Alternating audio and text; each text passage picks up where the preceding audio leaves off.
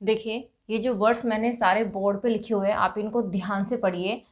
Topic मैं अभी नहीं बताने वाली हूँ कि आज हम क्या करने जा रहे हैं। आप खुद गैस कीजिए कि आज हम क्या करने वाले हैं। तो जस्ट इनको रीड आउट कीजिए फर्स्ट एंड आइडिया लगाइए कि हम क्या करेंगे आज। देखिए, फर्स्ट वर्ड है fast, straight, outright, direct, hard, late, high, quite, long, near, early, loud. Done. सारे वर्ड्स रीड आउट हो गए। अब आप मुझे बताइए, क्या ये जितने भी वर्ड्स यहाँ पे लिखे हुए आपको फैमिलियर लग रहा है? क्या आपने इनको डेली लाइफ में देखा है? यस, ऑफ कोर्स देखा है, देखा भी है, पढ़ा भी है, एंड आप स्पीकिंग में और अपने कम्युनिकेशन में इनको यूज़ भी करते हो डे टू डे लाइफ में। लेकिन क्या आप जानते हैं कि ये एक्चुअल में क्या है?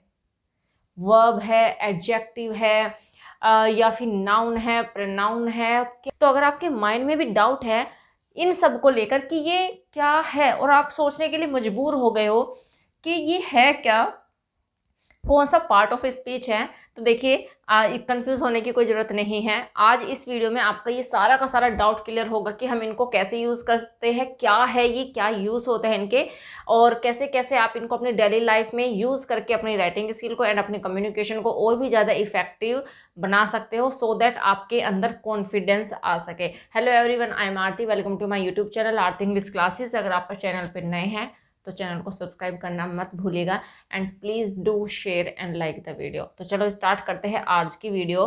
तो देखिए, ये जितने भी वर्ड्स यहाँ पे लिखे हैं इनमें कंफ्यूज होने की कोई नीड नहीं है। इन्हें हम एज एन एडवर्ब भी यूज़ कर सकते हैं और इनको एज एन एडजेक्टिव भी यूज़ किया जाता है। बस आपको थोड़ी सी अंडरस्टैंडिंग ये डेवलप करनी है कि एडवर्ब क्या होता है, एडजेक्टिव क्या है। For your kind information, adverb जो होते हैं वो नाउन एंड प्रोनाउन को छोड़ के सेंटेंस के किसी भी पार्ट को क्वालिफाई कर सकते हैं। वो किसी भी एडजेक्टिव को क्वालिफाई कर सकते हैं या फिर वो किसी भी वर्ब को क्वालिफाई कर सकते हैं। लेकिन जो एडजेक्टिव होते हैं वो केवल नाउन एंड प्रोनाउन को ही क्वालिफाई करते हैं। मैंने पिछले वाली वीडियो में भी आपको बताया था। अब देखिए, ऑलमोस्ट होता क्या है, एडजेक्टिव से एडवर्ब बना दिए जाते हैं। जितने भी एडजेक्टिव होते हैं उनमें एल वाई लगा दिया जाता है और उनको एडवर्ब बना दिया जाता है।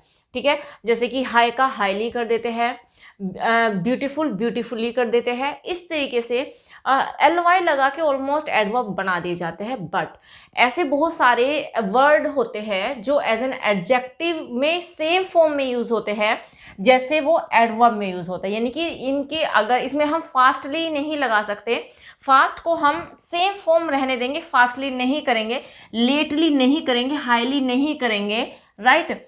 अर्ली में तो चलो ऑलरेडी लगा हुआ है एल वाई, डायरेक्टली भी नहीं करेंगे। इनको फॉर्म हम एज इट इज रखते हैं और एज इट इज फॉर्म रखने के बाद भी इनको हम एज एन एडवर्ब भी यूज़ कर सकते हैं और इनको एज एन एडजेक्टिव भी यूज़ किया जा सकता है। तो देखिए, डिफरेंस को समझिए।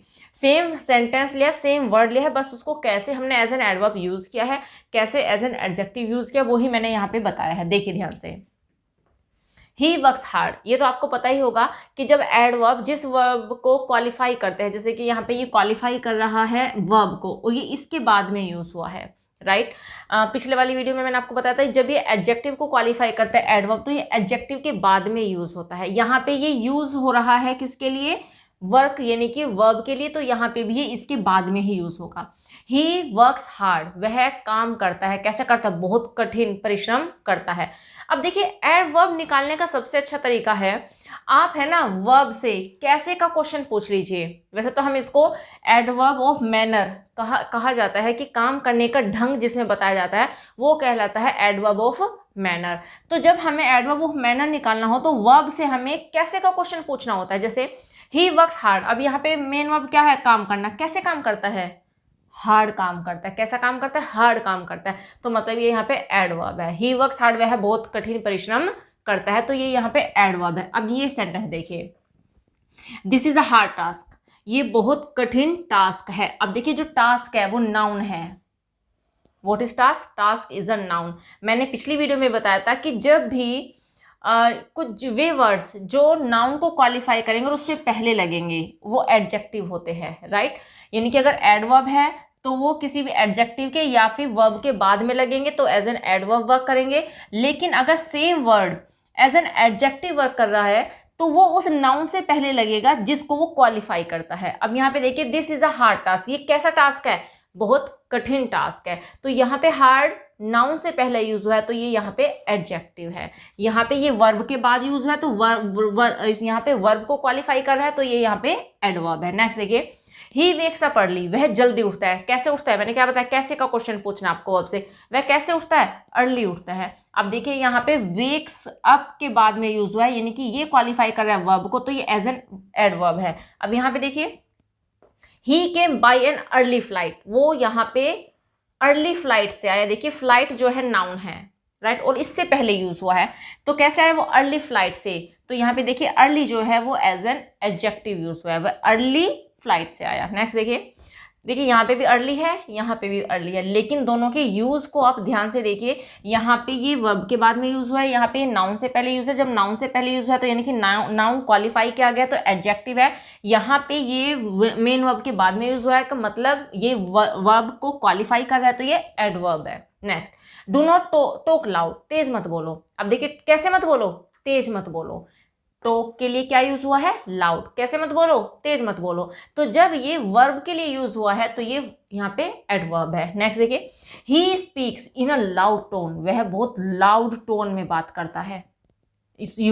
तुम बहुत लाउड टोन में बात करते हो। टोन क्या है, नाउन है, और ये नाउन से पहले आया है तो ये भी लाउड है, ये भी लाउड है, लेकिन यहाँ पे ये वर्ब को क्वालिफाई कर रहा है, वर्ब के बाद यूज हुआ है तो एडवर्ब है। यहाँ पे क्वालिफाई कर रहा है ये नाउन को, और नाउन से पहले यूज हुआ है तो ये एडजेक्टिव है। नेक्स्ट देखिए, रन फास्ट, तेज दौड़ो। कैसे दौड़ो, तेज दौड़ो। तो जब यहाँ पे ये जो फास्ट है क्वालिफाई कर रहा है रन को, यानी कि वर्ब को, तो एडवर्ब है। नेक्स्ट देखिए, he is a fast runner. कैसा रनर है वो, रनर क्या है, नाउन है। What is runner, noun. यहाँ पे फास्ट क्वालिफाई कर रहा है रनर को तो ये यहाँ पे एडजेक्टिव है। रन फास्ट, तेज दौड़ो, यहाँ पे वर्ब क्वालिफाई हुई है, यहाँ पे नाउन क्वालिफाई हुआ, नाउन क्वालिफाई हुआ है तो ये एडजेक्टिव है। वर्ब क्वालिफाई हुई है तो एडवर्ब है। नेक्स्ट देखिए, he waited long for me, उसने मेरा बहुत लंबे समय तक इंतजार किया। अब देखिए लॉन्ग, कैसे इंतजार किया, लंबे समय तक इंतजार किया, तो ये यहाँ पे यूज हुआ है वेटेड के लिए, वर्ब के लिए एडवर्ब है। नेक्स्ट देखिए, they went on a long journey, way long journey पर गए। अब जर्नी क्या है, यात्रा है। यात्रा क्या है, नाउन है। What is journey, journey is a noun. तो वो लॉन्ग जर्नी पर गए तो ये नाउन है। अब यहाँ पे लॉन्ग जो है जर्नी को क्वालिफाई कर रहा है और उससे पहले यूज हुआ है तो ये यहाँ पर एडजेक्टिव है। होप सारा का सारा समझ में आ गया होगा। बहुत सारे, ये सारे के सारे वर्ड ऐसे ही, इनफैक्ट इनके अलावा भी और भी बहुत सारे वर्ड हैं जिनकी फॉर्म चेंज नहीं होती, और without changing the form we can use them as an adverb and as an adjective. तो आई थिंक ये आपको समझ में आ गया होगा। तो देखिए यूज को समझिए, मैंने आपको बताया था कि एग्जामिनर का फेवरेट टॉपिक है एडवर्ब, वहां से क्वेश्चन आते ही आते हैं और एरर में आते हैं।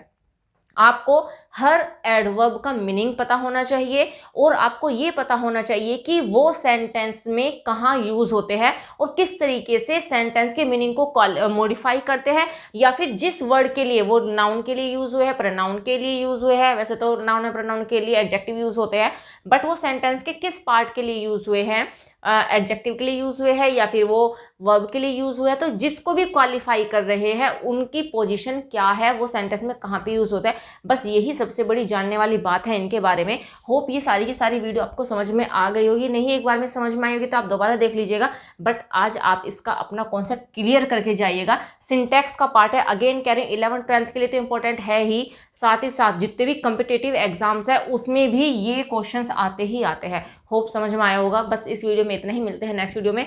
Till then bye bye, take care, stay healthy and keep learning.